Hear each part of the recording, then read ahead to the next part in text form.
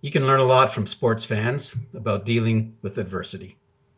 Every season, regardless of whether it's a team sport or an individual competitor, the fans all know one phrase. In fact, at the end of the season, there are more people using this phrase than any other. When I was chaplain with the Saskatchewan Roughriders, we used to use this phrase actually for a long time, but not as long as the Winnipeg Blue Bombers. For as many of my fellow CFL fans know, the Winnipeg Blue Bombers ended a 29-year drought by winning the 107th Grey Cup on Sunday, November 24th, beating the Hamilton Ticats 33-12 at McMahon Stadium in Calgary. So what phrase am I referring to? Maybe next year. Maybe next year. The Bombers were known as the maybe next year team as they weathered one of the longest sports droughts in maybe all time, but not really. There is another that recorded an even worse record, and that's the team called the Boston Red Sox. For them, it was called the Curse of the Bambino, and it was the superstition evolving from the failure of the Boston Red Sox to win the World Series in the 86-year period from 1918 to 2004. The Red Sox supporters really knew the meaning of the phrase, maybe next year. You know, the Bible is full of people who lived in the hope of maybe next year.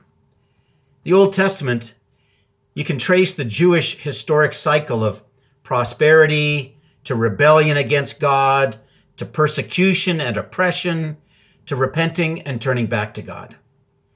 I imagine that in the midst of that cycle, it created a sense of maybe next year it'll be over.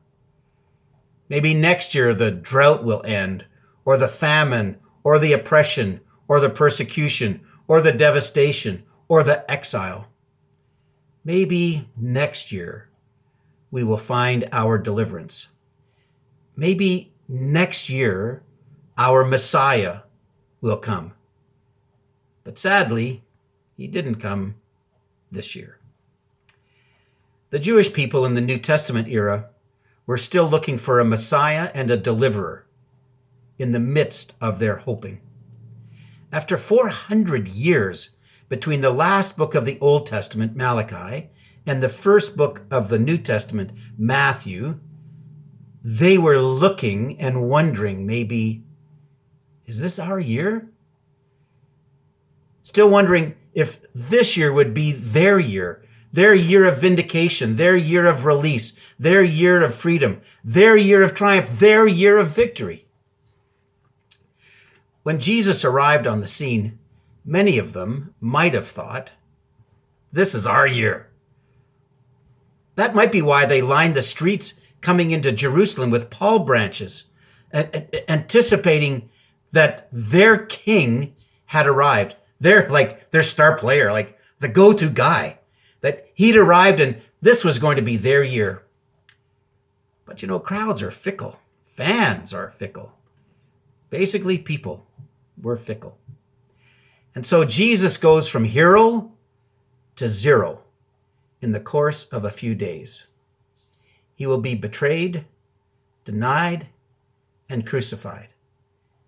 And for his closest followers, and for those who followed secretly, it became maybe next year.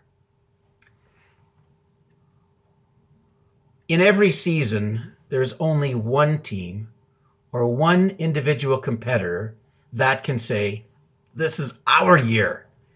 We won it all. This is our year. This is our year. We are the victors. So let me suggest that for those who were those today who are followers of Jesus Christ, that day some 2,000 years ago when Jesus rose from the dead, every year became our year. Every year is a year of forgiveness and freedom and peace and joy and hope and love and victory. This is our year, every year. This is our day of every year. We live in victory. But the day of Jesus' betrayal, denial, arrest, the scourgings, the whippings, the punching, the spitting, the crown of thorns, the crucifixion, the burial, that was the day when hope died. And for all of those who were hoping that maybe this is our year. So what year is this for you? Is this your year?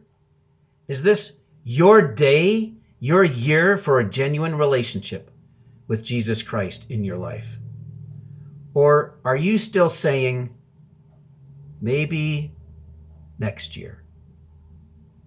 Watch the video and consider if Jesus is going to turn your world upside down this year. God bless you.